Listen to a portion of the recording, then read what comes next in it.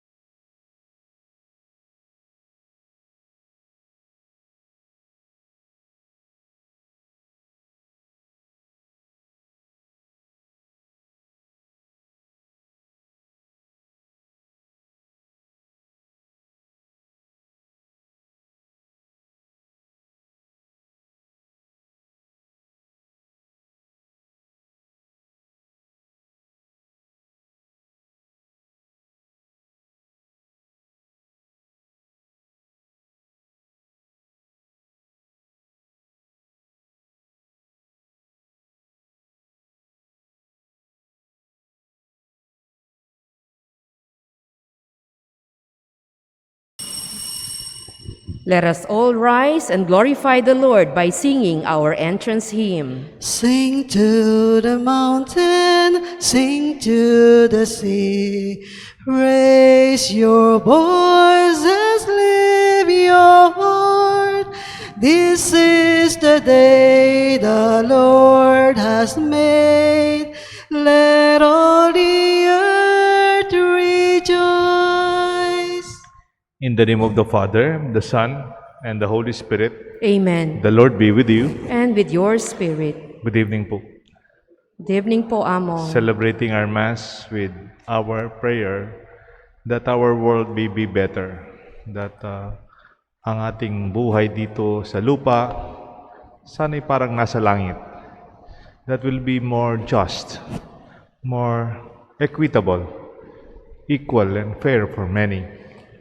As we Christians work not only for our holiness, to make life better for others. Or sometimes, it may be possible that we may be the cause of the difficulties and poverty of other people. We ask the Lord for pardon for the times that we have sinned. I confess to Almighty God and to you, my brothers and sisters, that I have greatly sinned in my thoughts and in my words, in what I have done and in what I have failed to do, through my fault, through my most grievous fault. Therefore, I ask Blessed Mary, ever Virgin, all the angels and saints, and you, my brothers and sisters, to pray for me to the Lord our God. May Almighty God have mercy on us, forgive us our sins, and bring us all to everlasting life. Amen. Lord, have mercy. Lord, have mercy. Christ, have mercy. Christ, have mercy. Lord, have mercy. Lord, have mercy. Let us pray. I invite you to remember your prayer, your petition in this Mass.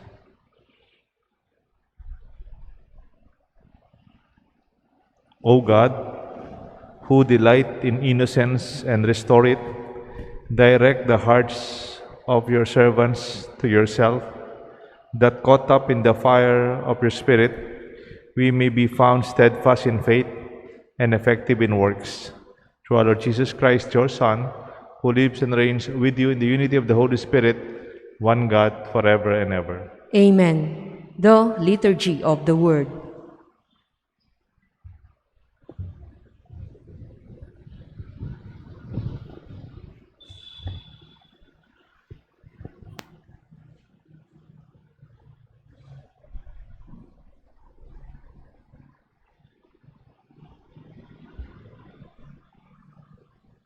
A reading from the book of Jeremiah.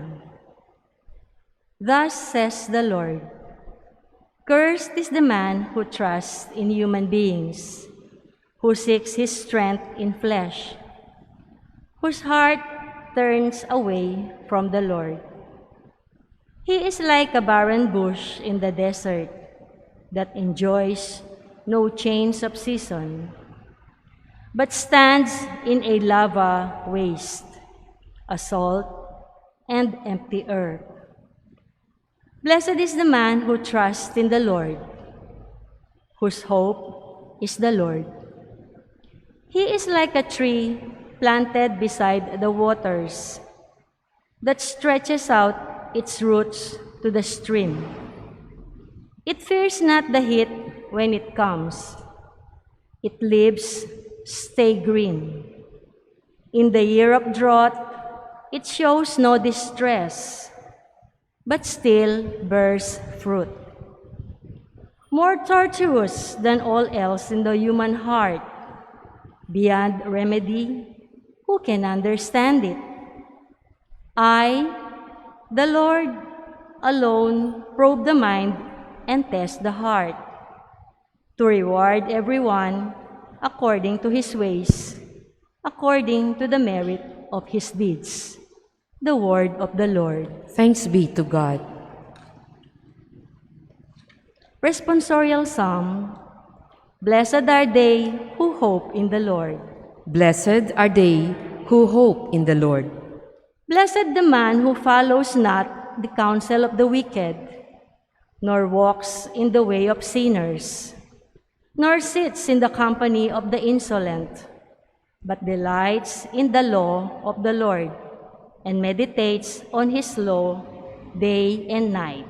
Blessed are they who hope in the Lord.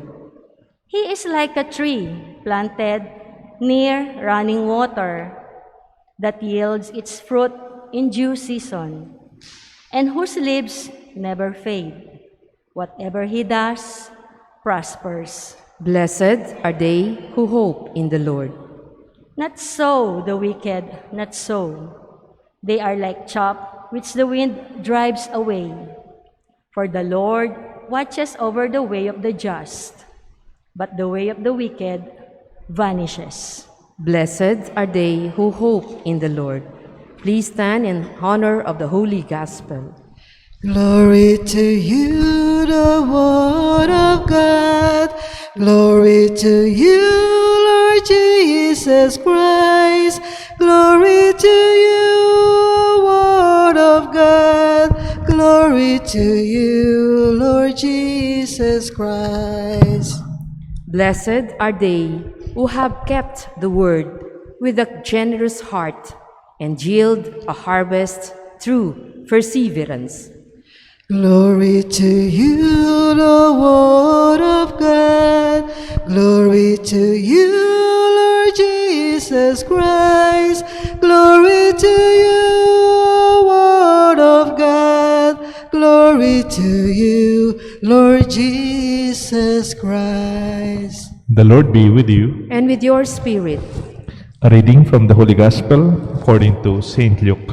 glory to you, O Lord. Jesus said to the Pharisees, "There was a rich man who dressed in purple garments and linen, and dined sumptuously each day. And lying at his door was a poor man named Lazarus, covered with sores, who would gladly have eaten his fill from the scraps that fell from the rich man's table. Dogs even used to come and lick his sores. When the poor man died, he was carried away by angels to the bosom of Abraham. The rich man also died and was buried. And from the netherworld there he was in torment. He raised his eyes and saw Abraham far off, and Lazarus at his side. He cried out, 'Father Abraham, have pity on me. Send Lazarus to dip the tip of his finger in water to cool my tongue, for I am suffering torment in these flames.' Abraham replied, 'My child, remember that you received what was good during your lifetime, while Lazarus likewise received what was bad. But now he is comforted, whereas you are tormented. Moreover, between us and the great chasm is a great chasm established to prevent anyone from crossing.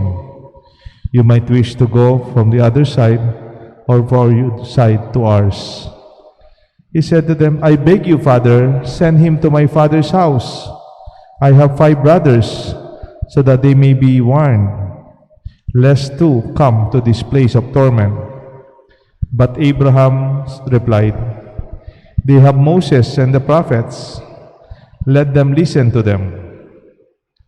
He said to them, 'Oh no, Father, but if you send someone from the dead, they will repent.'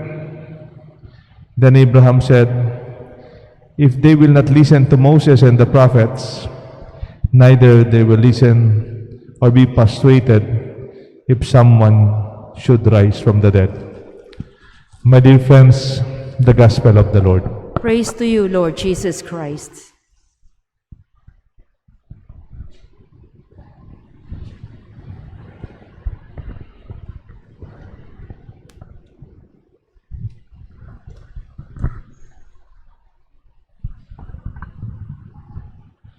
In the name of the Father, the Son, the Holy Spirit. Amen. Worlds apart. Life in the extreme. Ang buhay po ng dalawang taong binigay na alimbawa sa ating ebanghelyo ay nabubuhay sila sa dalawang mundo. They are worlds apart. They are life in the extremes. What do I mean?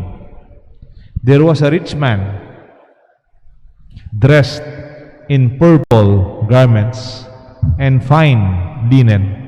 Take note, nung panahon ni Kristo, yung colored texture ng mga damit madalang lang. Usually, basic lang yung kulay nun, parang kulay sako. Pero pag linen, fine linen, at saka may color, like here, purple, it must be very, very, very expensive. And dine sumptuously each day. Parang araw-araw, piyesta ang buhay niya. That is on the one extreme. Sobra kayamanan. On the other hand, there's another extreme. And at this door was a poor man named Lazarus, covered with sores. Ang balat niya, punong-puno ng mga sugat. Who would gladly have eaten from the field of his field, from the scraps, yung mga nahuhulog na mga pinangkainan, ng mumog, crumbs that fell from the master's table. But he was never given any. And the dogs even used to come and lick his sores. Take note, they are worlds apart. Parang ibang-ibang mundo nila. Pero sa totoo, ang mahirap at ang mayaman, nandyan lang po at his doorsteps. Kaya Kapampangan, itang kalulu, at itang tukura ng eran ning makwalta. The life of Dives and Lazarus. Take note, Dives is not a name. Sometimes parang nagkakamali tayo. Ay, yung pangalan ng mahirap, Lazarus. Ang pangalan ng mayaman, Dives. Wala man pong pangalan sa Bible. Ang pangalan na Dives is the Latin word for rich man. Yun lang. Dives is rich man. Wala siyang pangalan. Mabuti pa nga si Lazarus, kinilala. Pero itong mayaman, he was nameless. Baligtad, hindi man siya kilala. Today, this reality of the life in the extremes is also true in our own experience. There are worlds apart in our own situation. Hindi sana bali ngayon, di ba? Meron na tayong pinadalang sa Mars. You would not be surprised yung buhay ng mga tao Mars, ibang-iba sa buhay natin dito sa mundo. We are worlds apart, planets apart. Pero dito, ang mismong sa community natin, sa bayan natin, sa mga dinadaanan natin araw-araw, nakikita natin yung pagkakaiba ng dalawang mundong ito. Sa buong mundo, in spite of the efforts to reduce extreme poverty, hanggang ngayon po, 36% of the world are living in extreme poverty. This is a data last October 2020. At sa palagay ko, it will be worse because of this pandemic. Ang gusto sabihin ng extreme poverty, ang gusto sabihin ito, ang isang pamilya nabubuhay with $1.25. Anong gusto sabihin nun? Parang convert no sa Philippine peso, ang isang pamilya nabubuhay 60 pesos a day or less. That is how poor they are. Kung minsan sa mga mahirap, 60 pesos, 50 pesos, ibibigay lang na tip yan. It's worlds apart. And we know this as a reality even in the Philippines. At least internationally, I hope our data is better. In May 2020, among the Filipinos, 16.7 live in extreme poverty. Kaya lang po ito nag-double kumpara nung December pa lang, December 2019, ng data 8.8 or 2.1 million families live in poverty. Take note, hindi po individual ito, families. Nagdoble po ang mahirap dito sa Pilipinas. Noong 2019 December, 2.1 million families ang mahirap. Ngayong 2020, May pa lang, no, after 6 months, 4.2 million families are already in dire extreme poverty. This is as worse as during 2014 when there were 2.2% or 4.8 million families. This was a report from Rappler. Alam naman po natin yan. May taong malaking-malaki yung bahay, may taong walang-wala ang bahay. Walang-wala. Even in our own community, in our own parish, there are many refugees. Meron po isang singer, actually pastor po siya. Ang pangalan niya, Gary Granada. Nung seminarista kami, kinakanta namin ang kanta niya. Ang kasama kong kumakanta pa noon si Rick Danganan. Ginigitara niya, kinakanta namin ang title ng song, Bahay. Ano yung bahay? Sabi nung song, isang araw ako'y nadalaw sa bahay tambakan. 15 mag-anak ang doon nagsiksikan, nagtitiis sa munting barong-barong na sira-sira, habang doon sa isang mansyon, halos walang nakatira. Halos ganun po yung kanya. Ang kanta na parang may mga taong tinatawag mong bahay to. Sa init ng tablat karton, doon sila'y nakakulong. Sa lilim ng yerong kalawang at mga sirang gulong. Pinagtagpi-tagping basura, pinatungan ng bato. Hindi ko maintindihan bakit ang tawag sa ganito ay bahay.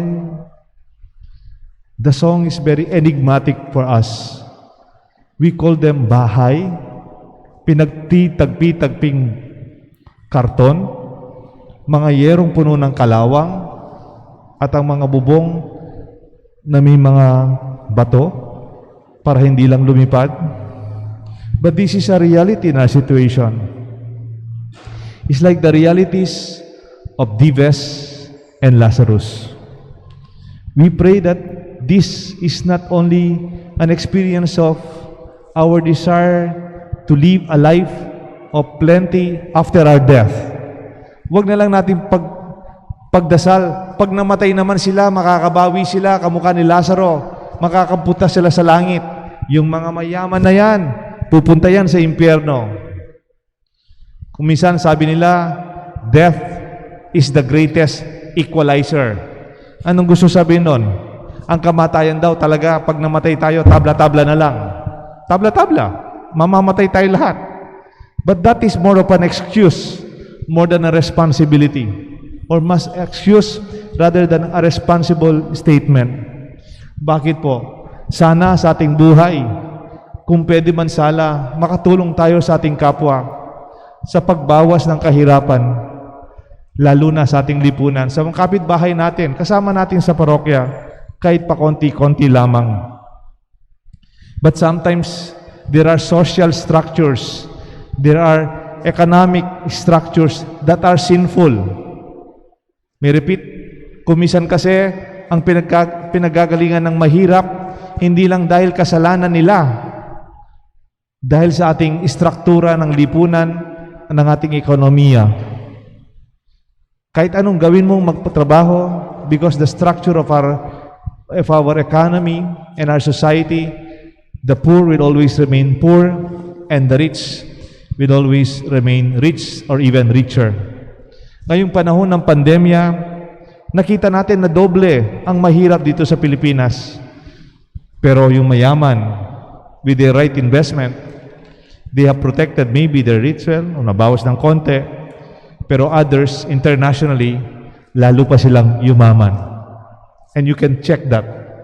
Sa Amerika po, ang laki-laki ng kanilang by the trillions, ang kanilang national income, yung gross national product, and yet magtataka ka, ang daming mga taong in their middle class situation, they are poorer, kasi yung yumayaman, yung konti, at dumarami, yung mahirap.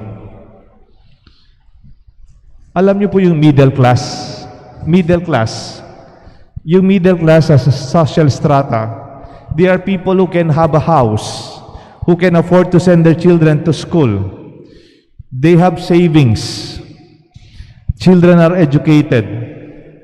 They have the basic needs. This is what they call middle class.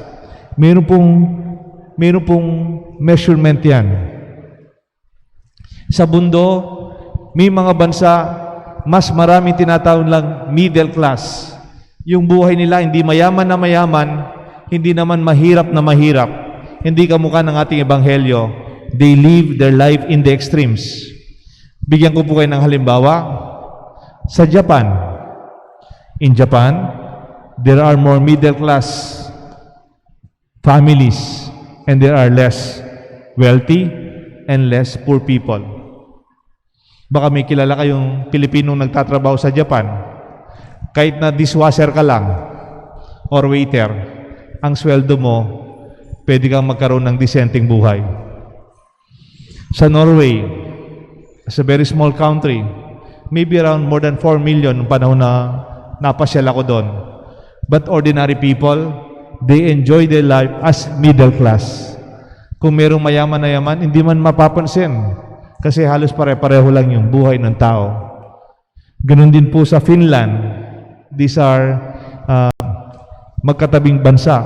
And they are very moderate in their lifestyle. Walang mayaman na mayaman na mayaman at walang mahirap na mahirap na mahirap.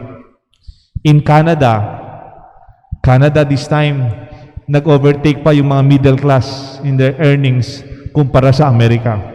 Sa Amerika, yung middle class, parang they are having less finances. While in Canada, even with a small income of the whole country, they have a bigger share. Kasi mas equitable ang pag-aaral, ang benepisyo sa mga tao. Sa New Zealand, ganun din. Napasyal na po ako ng New Zealand bago ako na-stroke. Kinukwento ng Filipino host ko ka rin doon. Kinukwento po ni Kong Chris Navarro. Sabi niya, Father, dito sa New Zealand, hindi kami nagbibigay ng tip sa waiter. Bawal. O pag binigyan mo ng tip, may insulto yung waiter. Bakit? Kasi yung waiter doon, kamukha ng sweldo nating kumakain. Yan, nakikita mo yan, Father? Yung naglilinis sa daan, minsan makita ka, naglilinis sa daan, nagtatrabaho sa construction, nagre-repair ng daan. Sabi niya, kasi yung aking kaibigan doon, maganda yung trabaho. Dati siyang direktor ng DTI dito sa Pampanga, sa Pilipinas. Maganda yung trabaho niya, pero sabi niya, Father, ang sweldo ko, at saka yung sweldo nung naglilinis sa daan, at saka yung nagtatrabaho sa daan, yung waiter, halos pareho lang. Kung may sasakyan ako, yung waiter uwing nakasasakyan. Kung naka-cellphone ako, may cellphone siya. Kung may bahay ako, may bahay sila. This must be what we call heaven on earth. Langit dito sa lupa. Huwag na nating hintayin yung tinatawag nila, death is the great equalizer. Or justice will be served after we die. Even in our humble ways, may we realize the experience of heavenly life when we reach out to each other, when we discover what is enough. Sabi niya, defining your enough, you will be limited to running for more. You will be cursed to run for more. May I repeat? When you define your enough, and if you cannot define your enough, you will be cursed to run for more. Dadagdag ka ng dadagdag ng dadagdag. Sana, pag nakita natin na ayos na ang ating mga buhay, hindi na kailangan dagdagan. Because you know why? Greed is a bottomless pit. It can never be filled. Ang pagkamasakim ay parang malalim na hukay. Hindi mo mapupuno. Kahit anong lagay mo dyan, kahit 1 million, 2 million, 3 million, 4 million, 5 million, 6 million, hindi pa rin mapupuno. Because I believe we have poverty, not because many people are not working hard enough, but because there are many people who cannot share.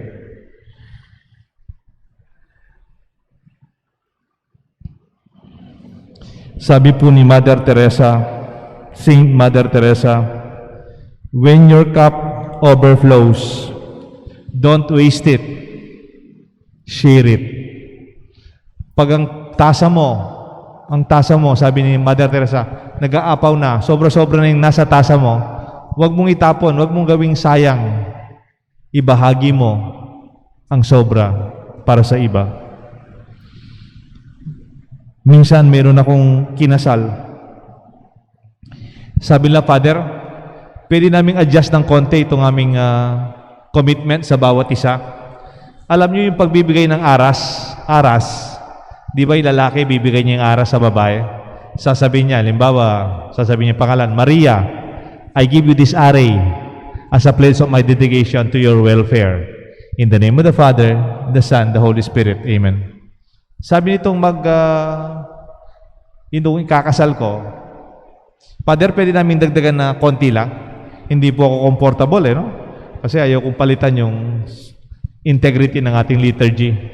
Ano ba ilalagay nyo? Sabi ko, yung sa aras po, ganito lang po yung dadagdag namin. Isang sentence lang, maikli lang po. Sabi niya, Maria, I give you this array as a pledge of my dedication. May we have enough. In the name of the Father, the Son, the Holy Spirit. Ibinibigay ko yung aras na ito para sa iyo. At sana magkaroon lang tayo ng bagay na kailangan lang natin. Parang yung lalaki hindi na pinangangakong magugutom ka, hindi naman niya pinangangakong magiging mayaman na mayaman tayo. Mabubuhay tayong disente. This is my prayer and this is our prayer. Let the story of Lazarus and Dives be a challenge for us to make this world a little bit better. May we able to reach out to more who are left behind and even challenge those who can help more and be more considerate in the needs of others. May God bless us all, the Father, the Son, and the Holy Spirit. Amen. Please stand.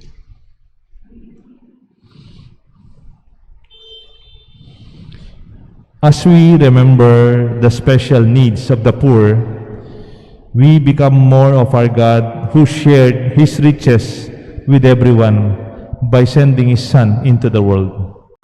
For every prayer we shall answer, Father of the poor, bless us. Father of the poor, bless us, that the Church may show forth the compassion of Christ for the poor who are struggling for a more just society. Let us pray to the Lord. Father of the poor, bless us. That those who are tempted to become slaves of wealth and material security may realize that spiritual poverty arises from refusing to share with others. Let us pray to the Lord. Father of the poor, bless us.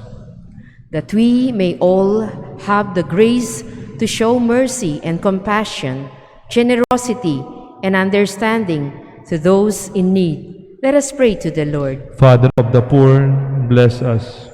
That the sick may be strengthened by the warmth of our Lord's loving presence. Let us pray to the Lord. Father of the poor, bless us. That those who have died may share in the happiness and peace of God's kingdom. Let us pray to the Lord. Father of the poor, bless us. Let us pray for our own intentions.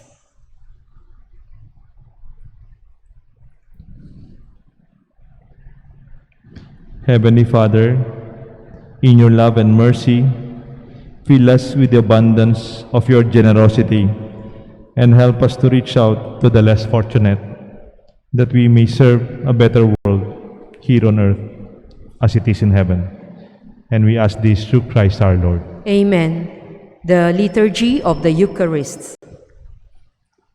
Kunin mo, Diyos, at tanggapin mo ang aking kalayaan, ang aking kalooban, ang isip at gunita ko. Lahat ng hawak ko, lahat ng loob ko, lahat ay aking alay sa iyo. Mula sa iyo ang lahat ng ito, muli kong handog sa iyo. Patnubaya mo't ang lahat ayon sa kalooban mo. Mag-utos ka, Panginoon ko, nagling tatalim ako. Ipagkaloob mo lamang ang pag-ibig mo, ang lahat tatalikdan ko. Pray, my dear friends, that this Please stand. sacrifice may be made acceptable to God, the Almighty Father. May the Lord accept the sacrifice at your hands for the praise and glory of his name, for our good and the good of all his holy church. By this present sacrifice, we pray, O Lord, sanctify our observance, that what Lenten discipline outwardly declares, it may inwardly bring about through Christ our Lord. Amen. The Lord be with you. And with your spirit, Lift up your hearts. we lift them up to the Lord. Let us give thanks to the Lord our God. It is right and just. It is truly right and just, our duty and our salvation, always and everywhere, to give you thanks, Lord, Holy Father, Almighty and eternal God. For you have given us, your children, a sacred time for the renewing and purifying of our hearts, that freed from disordered affections, we may so deal with things of this passing world as to hold rather to the things that eternally endure. And so, with all the angels and saints, we praise you, and without end we acclaim. Holy, holy, holy Lord God of mine, heaven and earth are full of your glory. Hosanna, Hosanna, Hosanna in the highest. Blessed is he who comes in the name of the Lord. Hosanna, Hosanna, Hosanna in the highest. You are indeed holy, O Lord, the fount of all holiness. Make holy, therefore, these gifts, we pray, by sending down your Spirit upon them like the dew fall, that they may become for us the body and blood of our Lord Jesus Christ. At the time he was betrayed and entered willingly into his passion, he took bread, giving thanks, broke it, and gave it to his disciples, saying, "Take this, all of you, and eat of it, for this is my body, which will be given up for you."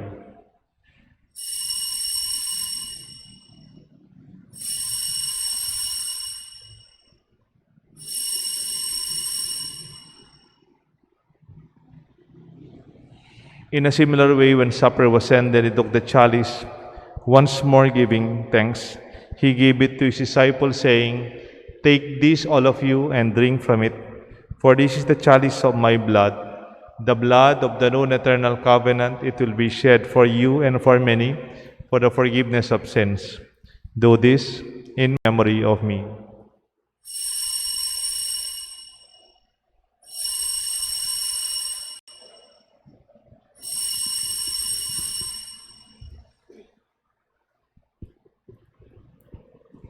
Let us proclaim the mystery of faith. When we eat this bread and drink this cup, we proclaim your death, O Lord, until you come again. Till you come again, we proclaim your death, O Lord. Therefore, as we celebrate the memorial of his death and resurrection, we offer you, Lord, the bread of life and the chalice of salvation, giving thanks that you have held us worthy to be in your presence and minister to you. Humbly we pray that, partaking of the body and blood of Christ, we may be gathered into one by the Holy Spirit. Remember, Lord, your church is spread throughout the world. Bring her to the fullness of charity, together with Francis, our Pope, Florentino, our bishop, and all the clergy, and all our friends who joyfully serve you in our church, especially those who work for the poor, for social justice, for those who work for our social action ministries in our communities and our parishes. Remember also our brothers and sisters who have fallen asleep in the hope of the resurrection, and those who have died in your mercy. Welcome them into the light of your face. Have mercy on us, we pray, with the Blessed Virgin Mary, Mother of God, Saint Joseph, her spouse, with the blessed apostles and the saints who have pleased you throughout the ages, we may merit to be co-heirs to eternal life, and may praise and glorify you through your Son, Jesus Christ. Through him, with him, in the unity of the Holy Spirit, all glory and honor is yours, Almighty Father, forever and ever. Amen. At the Savior's command and formed by divine teaching, we dare to pray with Jesus. Our Father, who art in heaven, hallowed be thy name. Thy kingdom come, thy will be done, on earth as it is in heaven. Give us this day our daily bread, and forgive us our trespasses, as we forgive those who trespass against us. And lead us not into temptation, but deliver us from evil. Deliver us, Lord, we pray, from every evil. Graciously grant peace in our days. By the help of your mercy, we may always be free from sin and safe from all distress, as we await the blessed hope, the coming of our Savior, Jesus Christ. For the kingdom, the power, and the glory are yours, now and forever. Lord Jesus Christ, who said to your apostles, I leave you peace, my peace I give to you. Look not on our sins, but on the faith of your church, and grant us the peace and unity of your kingdom, where you live forever and ever. Amen. The love, the peace of the Lord be with you always. And with your spirit. My dear friends, we share with one another a sign of peace. Peace be with you. Peace be with you. Lamb of God, you take away the sins of the world. Have mercy on us. Lamb of God, you take away the sins of the world. Have mercy on us. Lamb of God, you take away the sins of the world. Grant us peace.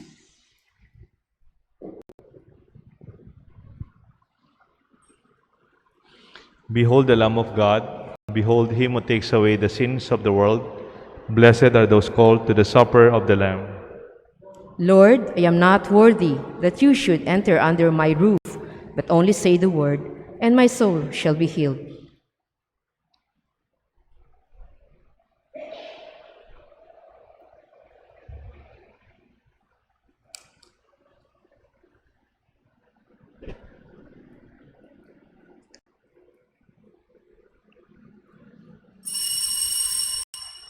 Act of spiritual communion. Lord Jesus, you are the bread of life. Whoever eats this bread will live forever. I love you and desire to receive you in Holy Communion. At this moment, I cannot receive you in the sacrament of the Holy Eucharist. Come then spiritually and dwell in my heart. I embrace you and unite myself totally to you. May I never be separated from you. Amen.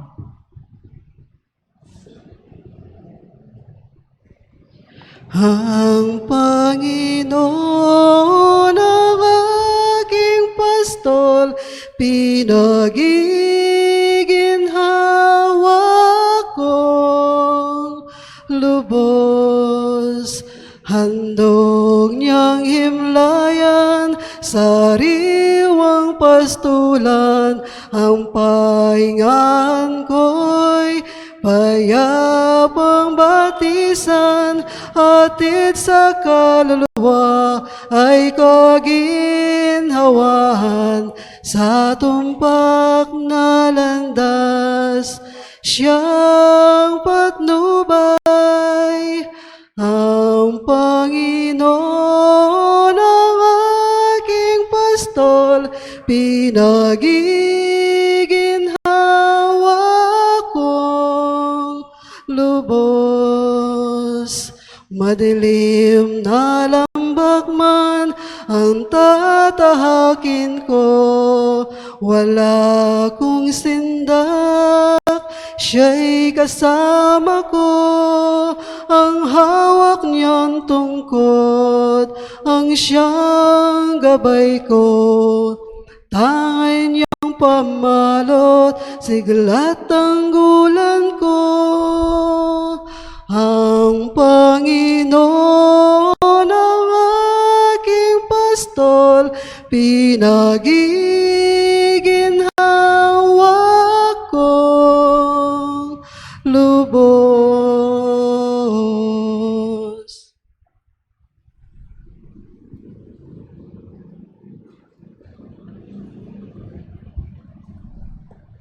Oratio Imperata. Remembering our friends and those who were referred to us for prayer because they had COVID-19 in the hospitals or in quarantine centers, for the safety of their family, those who work for them as frontliners, and also remember those who have died because of this virus. Merciful and compassionate Father, we come to you in our need and to seek your protection against COVID-19 virus that has disturbed and even claimed lives. We ask you now to look upon us with your love and by your healing hand, dispel the fear of sickness and death, restore our hope and strengthen our faith.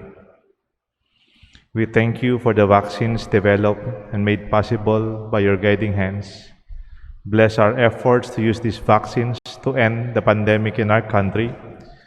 We pray for our health workers that they may minister to the sick with competence and compassion. Grant them health in mind and body, strength in their commitment and protection from this disease. We pray for those afflicted that they may restore to health. Protect those who care for them.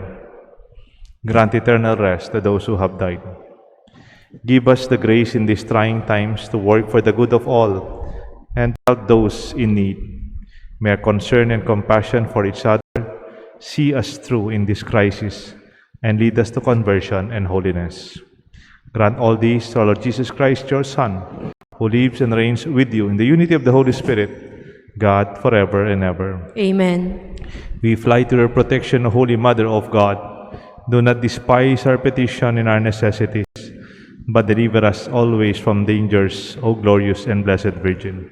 Amen. Our Lady, health of the sick, Pray for us. Saint Joseph, Pray for us. Saint Raphael the Archangel, Pray for us. Saint San Roque, Pray for us. San Lorenzo Ruiz, Pray for us. San Pedro Calungsod. Pray for us. Please stand. May this sacrifice, O Lord, remain active in our effects and work evermore strongly within us. And we ask this through Christ our Lord. Amen. The Lord be with you. And with your spirit. May the blessings of Almighty God rest upon you and upon your family, the Father, and the Son, and the Holy Spirit. Amen. Our Mass is offered. Let us go and make this place, our word, our time, a better place for everyone. Thanks be to God. Sing to the mountain, sing to the sea, raise your voices, lift your heart. This is the day the Lord has made. Let